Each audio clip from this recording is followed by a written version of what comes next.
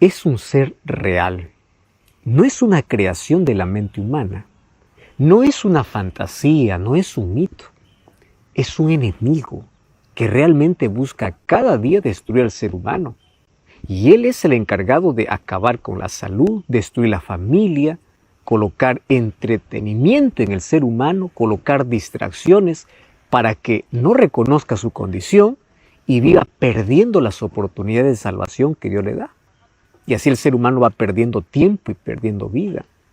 Pablo conocía bien los textos del origen del mal, basados en Isaías capítulo 14 y Ezequiel capítulo 28 y Apocalipsis capítulo 12. Él conocía cómo un ángel de luz, siendo creado perfecto, se rebeló movido por orgullo, porque quiso ser igual a Dios. Y él convenció a la tercera parte de los ángeles. Su rebelión lo sacó del cielo. Y al venir aquí a la tierra, tentaron a Adán y Eva, llevándolos a aceptar sus propuestas engañosas para desobedecer a Dios. Entonces, a partir de allí, se convirtió en el príncipe de las tinieblas de este mundo. Y junto a sus demonios, ocasionan dolor, desastres, pandemias, y mediante sus engaños y fantasías, desvían al ser humano de Dios para que el ser humano pueda despreciar la salvación y puedan unir su destino junto a él. ¿Sabes qué es interesante lo que dice el libro de Isaías capítulo 14? O el capítulo 12, cuando usa una figura, que en este caso es el rey de Tiro, para poder representar lo que Satanás hizo en el cielo, antes obviamente de ser lanzado aquí a la tierra. Isaías capítulo 14, versículo 12, dice así: ¿Cómo caíste del cielo, oh lucero, hijo de la mañana? Cortado fuiste por tierra tú que debilitabas a las naciones. Tú que decías en tu corazón, subiré al cielo, en lo alto, junto a las estrellas de Dios, levantaré mi trono. Y en el monte del testimonio me sentaré a los lados del norte. Sobre las alturas de las nubes subiré y seré semejante al Altísimo. He allí donde comienza el más grave problema. La primera mancha en todo el universo comenzó en el cielo y comenzó en un ser perfecto. Dice que este era un querubín, el libro de Ezequiel capítulo 28, al hablar también acerca de este enemigo, dice que él era el querubín protector, aquel que tenía un puesto elevado incluso entre los ángeles. ¿Cómo apareció el pecado manchando a un ser perfecto? Es un misterio. Lo que sabemos es que la codicia, el orgullo, la envidia, los celos llenaron su corazón. ¿Y cuál fue su propuesta? Rebelarse contra Dios. Y esa es la definición de pecado. La rebelión contra Dios comienza cuando el ser humano se independiza de Dios. Satanás allí en el cielo, él no mató, no robó, no hizo otra cosa, sino que simplemente apartarse de Dios para dar la espalda a Dios. Ahí está el origen del pecado. Cuando el ser humano se aparta de Dios, se rebela contra Él. Entonces, así comenzó el pecado en el cielo. El libro de Apocalipsis capítulo 12, versículo 7 hasta el versículo 9, dice que hubo una grande batalla en el cielo. ¿Y quién luchaba? Luchaba Miguel y sus ángeles, haciendo referencia a Cristo. Mas no prevalecieron, hablando del enemigo, y fue arrojado a la tierra la serpiente antigua, aquel que se llama Diablo y Satanás. Fue arrojado a la tierra. Después de algún tiempo, Dios ya había creado aquí en la tierra al ser humano. Y ahí estaba Adán y Eva, quienes entendieron perfectamente la amenaza que ellos tenían. Y Dios les dice, el único lugar donde ustedes no pueden entrar es este. Reservó un lugar que era un árbol, el árbol de la ciencia o del conocimiento del bien y del mal. Satanás conoce bien su terreno, y aquel que por curiosidad ingresa a su terreno, Satanás sabe cómo atraparlo. Por eso es mejor que ante el peligro, ante el riesgo, ante el terreno del enemigo, no des un paso en esa dirección, porque es tan peligroso. Satanás vendió su idea, vendió su filosofía. ¿A quién? A Eva. Y le dice, ustedes serán como Dios, es decir, rebélense contra Dios. Eva aceptó la propuesta de Satanás. Y al aceptar la propuesta de Satanás, se apartó de Dios y se rebeló contra Dios.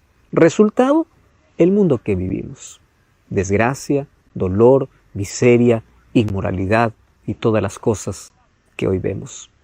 Ahora, la pregunta es, ¿qué cosa es lo que hace Satanás? La Biblia presenta algunas actividades que el enemigo hoy hace para poder destruir al ser humano. Jesús ya mencionó en el libro de Juan capítulo 8, versículo 44, lo siguiente. Vosotros sois de vuestro padre el diablo, y los deseos de vuestro padre queréis hacer. Él ha sido homicida desde el principio y no ha permanecido en la verdad, porque no hay verdad en él. Cuando habla, habla mentira, porque él es mentiroso y padre de la mentira. ¿Cuál es la primera actividad de Satanás aquí en la tierra? La actividad a lo cual dedica mayor parte de su tiempo. Pues a engañar, a ilusionar al ser humano, a colocarle diversos caminos diciendo que por allí hay felicidad, que por allí hay salvación, cuando todo lo que hace es llevarlo a la perdición. ¿Y sabes qué cosa hace Satanás? Es cobarde. Él nunca presenta la cara. Él siempre usa un disfraz para poder seducir al ser humano. Satanás es seductor. Él sabe cómo atrapar tus sentidos, cómo tener dominio de tus sentimientos. Antiguamente, Satanás dominaba a la persona con una posesión diabólica, o él poseía el cuerpo de la persona y hacía que el ser humano pueda revolcarse en el suelo, pueda botar espuma, pueda allí mencionar o hablar una voz que no es suya. Bueno, eso es una posesión demoníaca. Sin embargo, hoy Satanás intenta dominar al ser humano ya no de esa manera. Lo hace de una manera más sutil.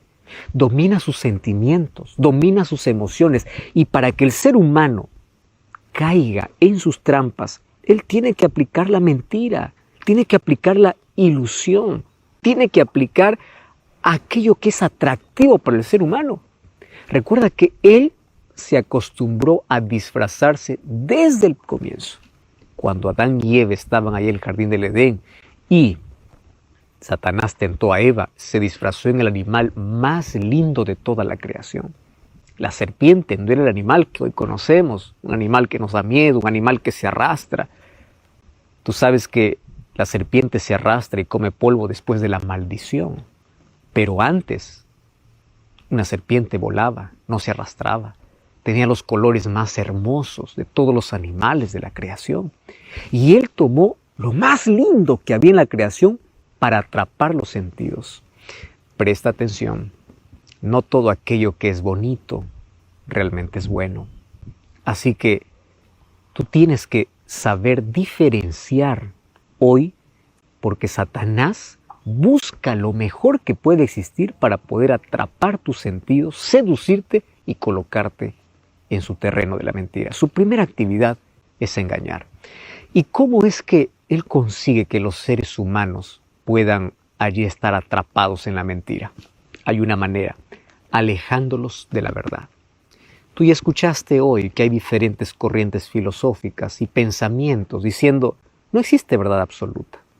El relativismo ha llevado a que las personas crean que cada uno puede formar su propia verdad. Personas que dicen lo que para ti es verdad, para mí no es verdad. Y yo creo mi propia verdad. Eso es una mentira diabólica, porque sí existe una verdad, sí existen principios. Jesús dice, yo soy el camino, la verdad y la vida. La Biblia dice, y Jesús dijo, santifícalos en tu palabra, que es la verdad, porque tu palabra es la verdad. Santifícalos en tu verdad, porque tu palabra es de la verdad. Ahora, Satanás, para poder hacer que el ser humano se envuelva en mentiras, tiene que alejarlo de la palabra de Dios. Es posible que tú tengas una Biblia en casa, pero no la abras. ¿Por qué razón? Porque tienes tantas distracciones, porque Estás lleno de tantas otras actividades y Satanás lo que hace es alejarte de la verdad. Quien está más lejos de la verdad está más cerca de la mentira.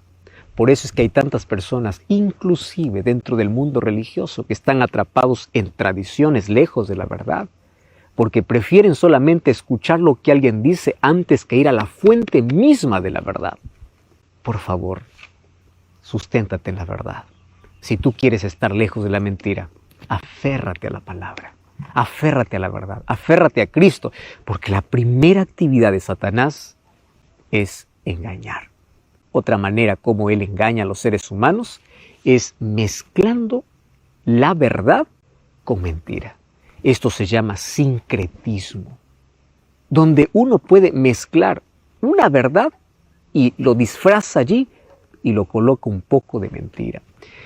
Hoy Satanás ha logrado un grande terreno en este mundo haciendo eso. Sabes que hay muchas personas que pueden conocer parte de la verdad, pero está contaminada. ¿Tú tomarías un vaso de agua que apenas tiene una gota de veneno? ¿Por qué no lo tomarías? Porque es suficiente una gota de veneno para poder contaminar todo el agua pura. Hoy, aquella verdad que es la palabra de Dios, muchos la usan para manipularla, para poder contaminarla con sus propios caprichos y sentimientos, con su propia interpretación, lejos de lo que la Biblia quiere decir. Número 2. ¿Qué cosa es lo que hace Satanás? Hablando acerca de que él es mentiroso. Satanás cita la Biblia de manera errónea. Fíjate, Mateo capítulo 4. ¿Recuerdas de la tentación en el desierto? Satanás se presentó y ante la primera tentación, Jesús, ¿qué cosa le dice? Escrito está. Y cuando Satanás sabe de que está delante de alguien que puede vencerlo con la palabra de Dios, ¿qué cosa es lo que hace? Pues Satanás también cita la Biblia. Mira el versículo 5, el diablo lo llevó a la santa ciudad, le puso sobre el pináculo del templo, estoy leyendo Mateo 4, 5, y el versículo 6 le dice, si eres hijo de Dios, échate abajo, porque escrito está, a sus ángeles mandará acerca de ti, y en sus manos te sostendrá para que no tropieces con tu pie en piedra. Qué interesante, ¿verdad? ¿Qué cosa es lo que hace el enemigo? Pues el enemigo lo que hace es incluso citar la palabra de Dios, sacarlo de un contexto y tergiversarlo. Esto es lo que hizo también con Eva allí en el jardín del Edén. Con que Dios os ha dicho que no comáis de ningún árbol, de ningún fruto de ningún árbol, él estaba tergiversando la palabra de Dios. Y el texto que está citando Satanás aquí en Mateo capítulo 4 es un texto que está registrado en el libro de Salmos. Más aquí, Satanás está llevándolo a una interpretación totalmente diferente. Eso es lo que hace Satanás. Usa a muchos, incluso grandes maestros o grandes predicadores que hoy pueden levantarse, tomando la palabra de Dios, pero haciéndola decir lo que ella nunca dijo. Satanás también cita la Biblia, pero lo cita de manera errónea. Por eso, para que no te dejes convencer por todos aquellos que toman la palabra de Dios, abre la Biblia, lee la Biblia. Recuerda, mientras más cerca de la verdad, más lejos de la mentira. ¿Qué otra actividad realiza Satanás?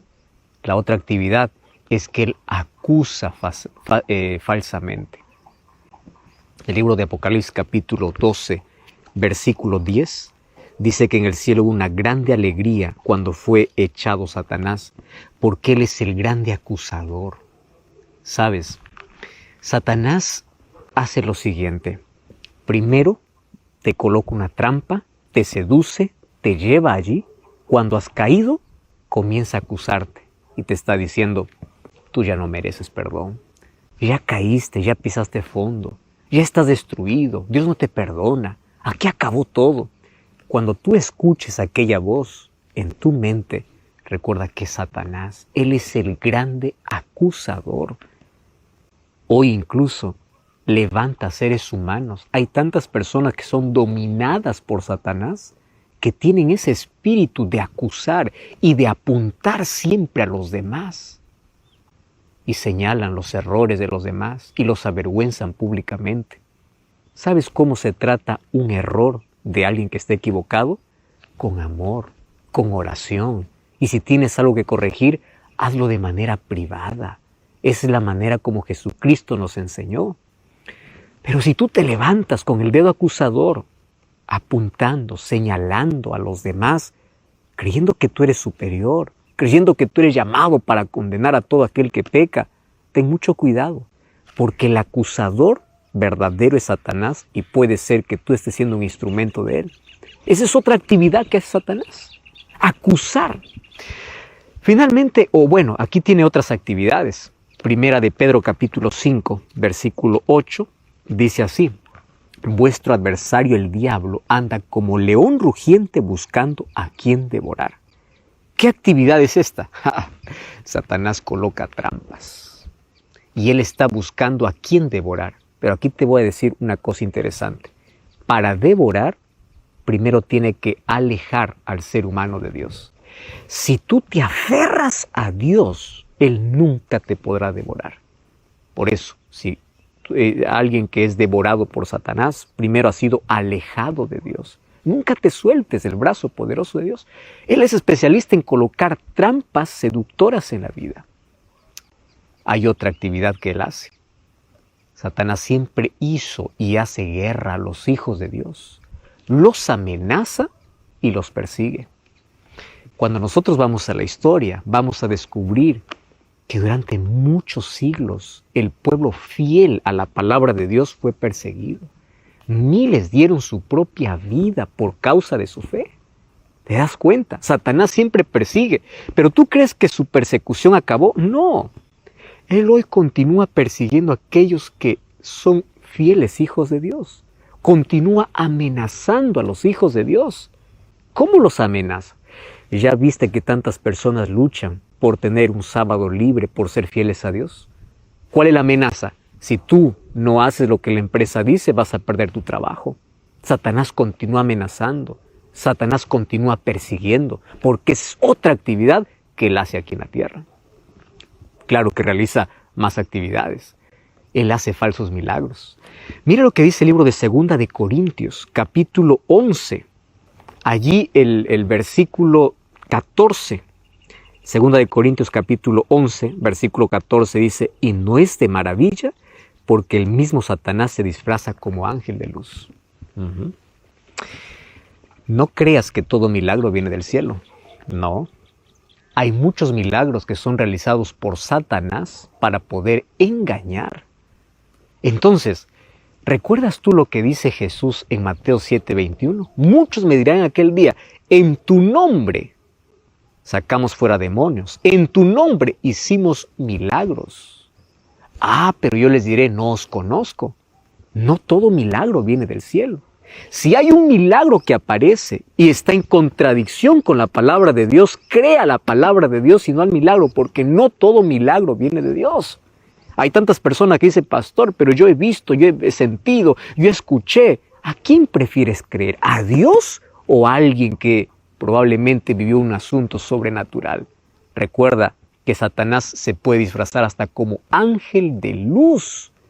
Otra cosa que hace Satanás es que puede personificar a un ser humano muerto, porque él es el autor de la inmortalidad del alma. Primera de Samuel capítulo 28 dice que un día Saúl fue a la pitonisa de Endor, a una adivina, para decirle: hazme venir a Samuel. Pero resulta que Samuel ya había muerto.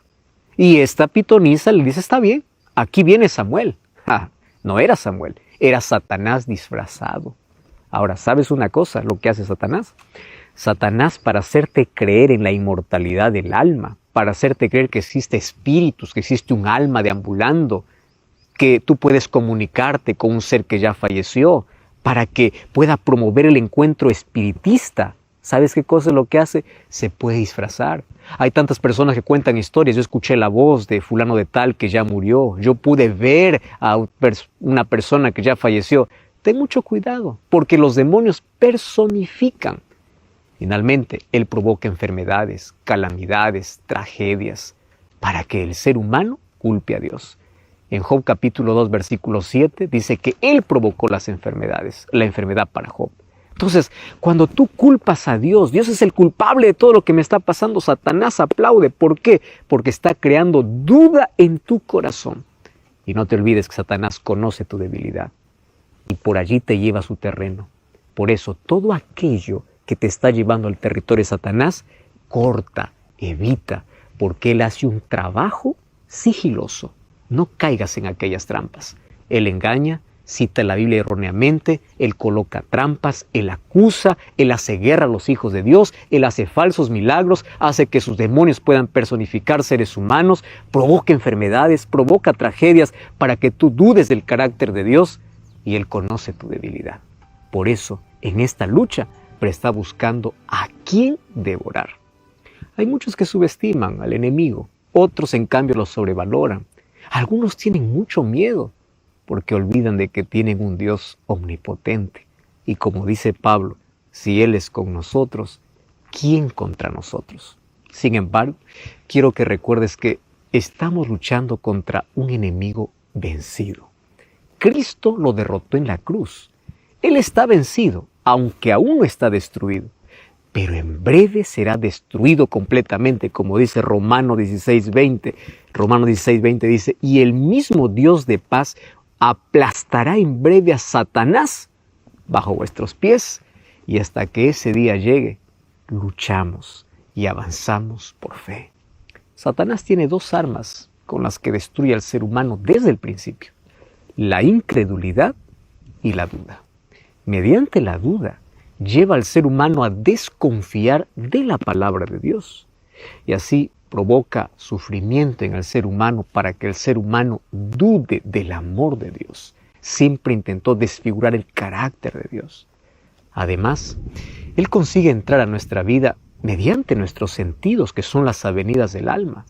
Por eso Salomón decía en Proverbios 4:23, sobre todas las cosas guardadas, guarda tu corazón. Es decir, cierra la puerta para todo aquello que puede perjudicar tu vida y tu relación con Dios.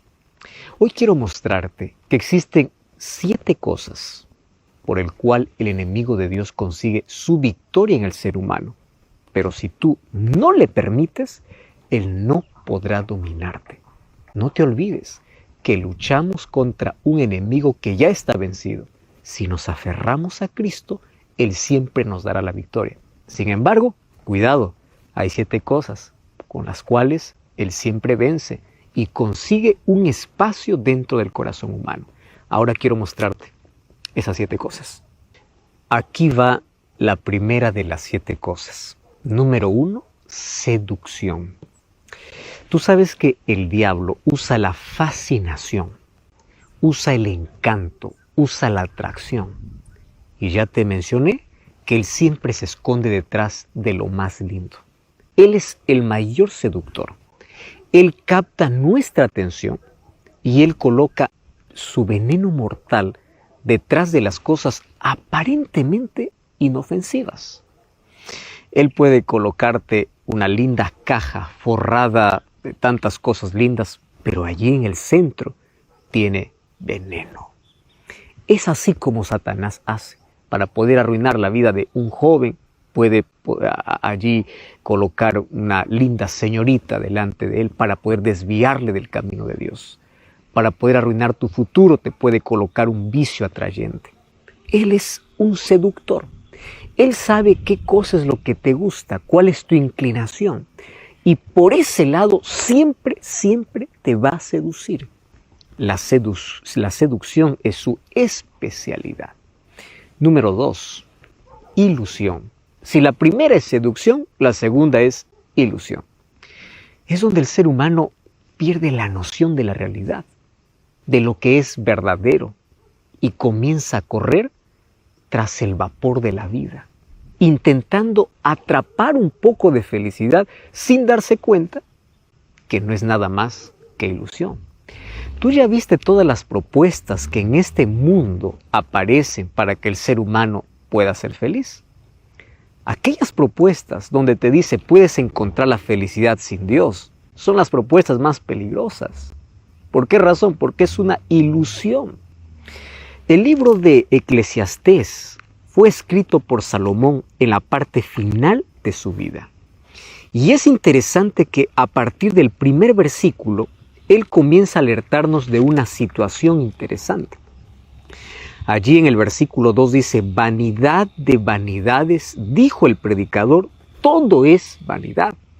Y él comienza a enumerar unas cosas que atraen al ser humano.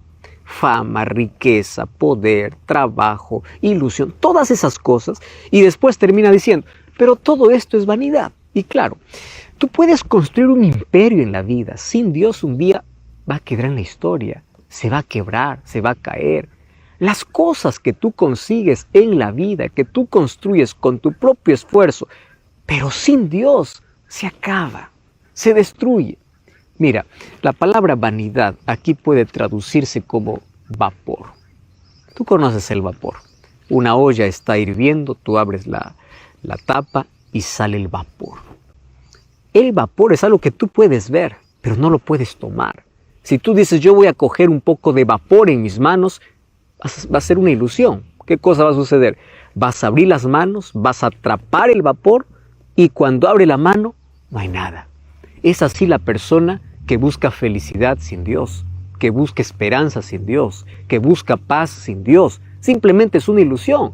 Corre detrás de aquello que es pasajero, corre detrás de aquello que se acaba, corre detrás de aquello que cuando parece que lo alcanzó, se convierte como la arena entre los dedos, que se desvanece, que se acaba, que se derrama, que se destruye. Mucho cuidado.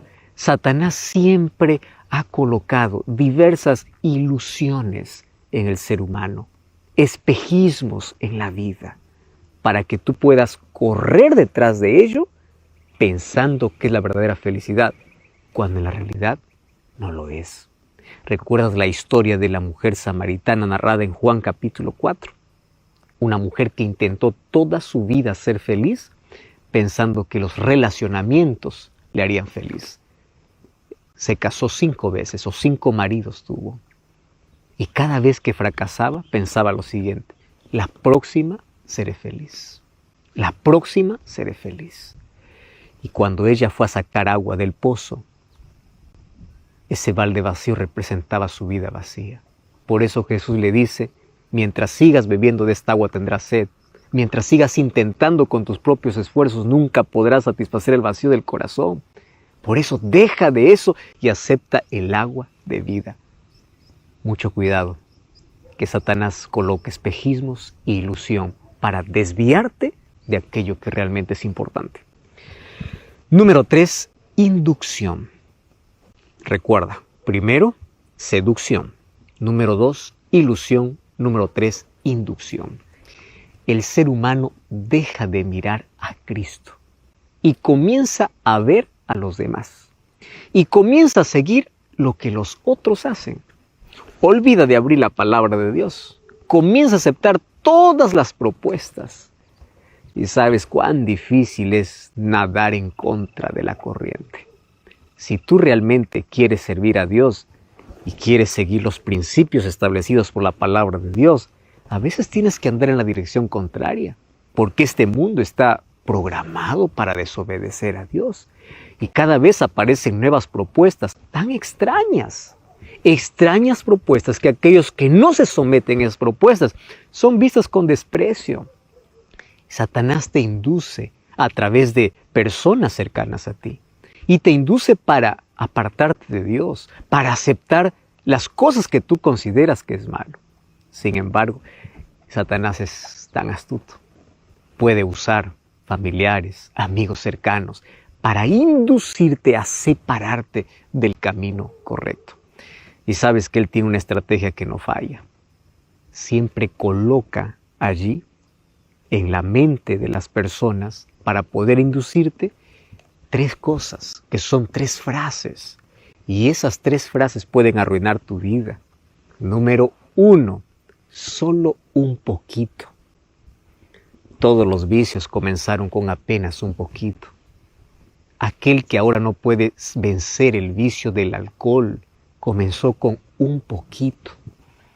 Aquel que no puede vencer la pornografía comenzó por un poquito.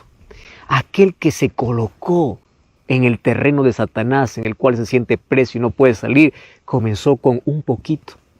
Por eso no juegues. Segunda frase, solo una vez. Solo una vez es suficiente como para que tú puedas quedar encantado y fascinado. Tercera frase, nadie nos ve. Solo un poquito, solo una vez, nadie nos ve. Estrategia diabólica. A través de esas frases ha llevado a miles de personas a probar lo que no deberían, a entrar en un terreno peligroso. Y cuando estuvieron adentro, qué difícil les fue salir. Sin embargo, hay poder para salir de la esclavitud del pecado. Y ese poder nos ofrece Cristo. ¿Quieres saber cuál es la cuarta? La cuarta se llama negociación. Esto es interesante. Cuando el ser humano se resiste ante la presión de los demás, él quiere ser fiel a Dios, fiel a los principios, fiel a la palabra de Dios, entonces el diablo comienza a negociar. Negociación. Satanás siempre quiere verte de su lado. Como no consigue ni animarte ni forzarte, aún con las amenazas, aún con la presión del grupo, él comienza una negociación. ¿Y cuál es la negociación? Dame un pequeño espacio en tu vida. Está bien, tú no quieres probar, está bien, pero dame algo pequeño. ¿Recuerdas cuando Moisés fue a Faraón y le dijo, deja que el pueblo de Dios salga a servir allá, a adorar a Dios en el desierto? Faraón le hizo una propuesta, le dijo, está bien, que vayan pero que se queden sus animales, que vayan pero solo por unos días, que vayan pero que se queden los jóvenes, que vayan pero que se quede algo. Te la propuesta de Satanás. Puedes ir a servir a Dios, pero algo, déjame algo por el cual yo pueda volver. Alguna cosa, aunque sea pequeña, aunque sea insignificante, pero algo. Y la respuesta de Moisés fue, si salimos, salimos con todo y no quedará ni una pezuña. Es la respuesta que nosotros tenemos que dar. Recuerdo la historia de una familia que estaba buscando una casa donde vivir. Y ahí entre los avisos se encontró que en plena plaza de la ciudad había una casa muy barata. Esto parecía un remate. Fue allí para hablar con el dueño y le dice, justamente, yo estoy vendiendo esta casa a un precio muy cómodo y si usted está interesado podemos hacer negocio. Cuando fueron a firmar el documento, le dice, mire, solamente hay una condición. La casa yo le estoy vendiendo muy barata y la única condición es que de toda la casa, que a partir de ahora le va a pertenecer, solamente hay algo que quiero que siempre me pertenezca. Y es un clavo en la cocina. Imagínese, usted se va a quedar con toda la casa, pero un clavo es mío. El otro dijo, está bien, ¿qué es un clavo? Yo me quedo con toda la casa. Hicieron el trato, firmaron el documento y pasaron los días. Se sentía dueño de toda la casa, pero había un clavo que no era de él. Un día el antiguo dueño pasó a las 11 de la noche tocando el timbre y allí, cuando le abrió la puerta, le dice, bueno, yo estaba pasando por acá y tengo aquí mi abrigo. Yo ya no quiero más ahora porque está haciendo calor y quiero dejar mi abrigo en ese clavo. Y bueno, el clavo le pertenecía al antiguo dueño, así que ni modo, tenía que aceptar.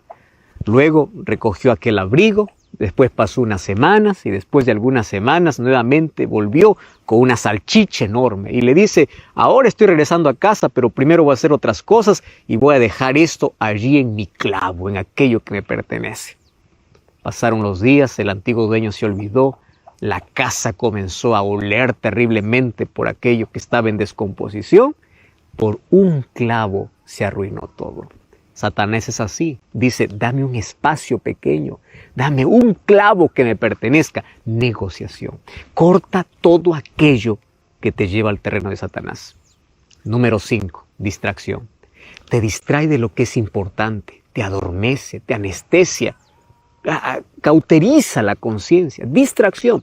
Te distrae para cualquier cosa menos para que puedas servir a Dios. Número 6, desviación. Te desvía del camino y te produce ceguera espiritual.